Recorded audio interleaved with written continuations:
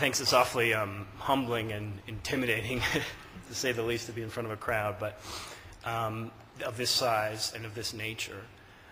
Before this award came about, a person that I know from working at the station, a gentleman by the name of Dan Warvey, who's in the audience today, he asked me to put together a few words to describe why I sort of got involved in covering the military in the first place.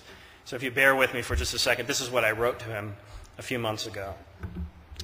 Matt Kyle made me laugh, Amber McElroy made me cry, and Kate Hinkhouse made me wonder why I ever thought of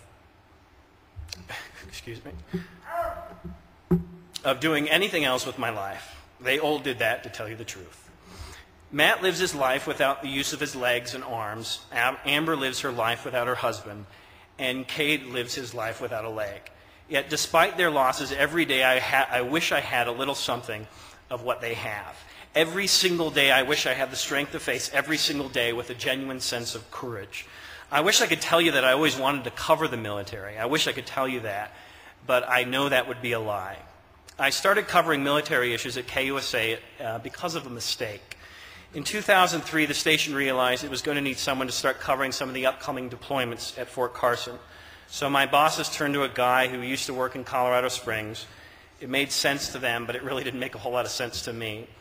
They thought I was well-versed on military issues, and they thought I had contacts. I just spent nearly 4 years in Colorado Springs working as a reporter at KOAA TV, so they thought I knew the military beat, and they didn't know that in particular. But back then, I never really told them they were wrong. I was a new reporter at KUSA TV at the time, and new reporters don't become old reporters by telling their bosses they're making a mistake. And so I started covering the military. I made a lot of mistakes back then, and to be quite honest with you, I still find myself bewildered at much of the terminology. And please don't get me started on the number of acronyms. But I am so glad at the time that I didn't reveal my secret. I try to cover the military through the words of the people who have experienced something I have not. That's my role as a reporter. My words and my stories simply provide a bridge from one of my subject's thoughts to another. I try not to get involved in the politics of the matter. One of the most important things I've learned from covering the military is that many people in the military do not want to talk politics with a reporter they barely know, and I can hardly blame them.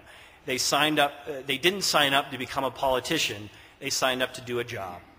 And finally, I try to learn something from them. It's why I still keep in contact with many of my subjects. I'm simply fascinated by their stories. I was asked by a wounded Marine to attend his wedding. I invited a wounded soldier to mine. I know that's not what I'm supposed to do as a reporter. I'm supposed to remain distant from my subjects. I'm supposed to remain unbiased. But I know that I can't when it comes to this. I believe there are very few heroes in this world, but every single day I know there are millions of heroic acts. I simply want to document as many of those acts as possible. The best way to do that, I have now learned, is to keep telling the stories of people like Matt and Amber and Cade. They deserve that, and quite frankly, we deserve that as well. I mean no... Thank you.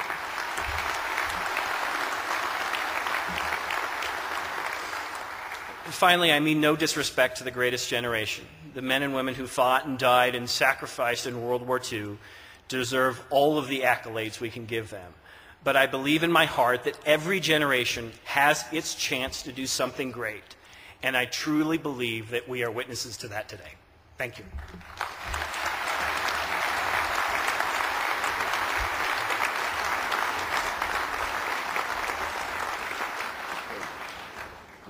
Hold it up. Hold it up, Chris. There we go.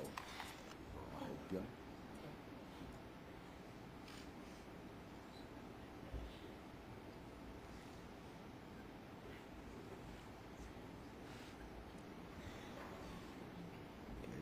Oh, still going. Okay. Congratulations, Chris, and keep up the inspiring work.